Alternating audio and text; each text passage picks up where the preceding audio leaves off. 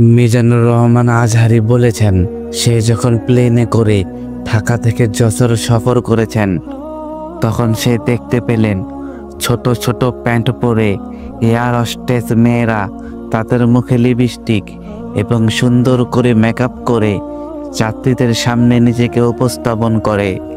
ওই সময় প্লেন যখন ছাড়বে তখন এয়ার হোস্টেস মাইক নিয়ে বলল, ভদ্র মহিলা ও ভদ্র মহোদয়গণ, আপনাদের সিট বেল্টটি বেঁধে ফেলুন।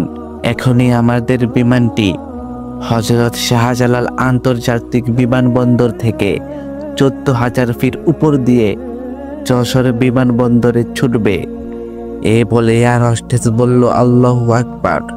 কারণ তারা জানে এই 14,000 ফিট উপরে পুলিশ তাকে বাঁচাতে পারবে না। এজিবি, বিজিবি, সেনাবাহিনী কেউ বাঁচাতে পারবে না। বাঁচাতে পারবে একমাত্র একজন, আল্লাহ।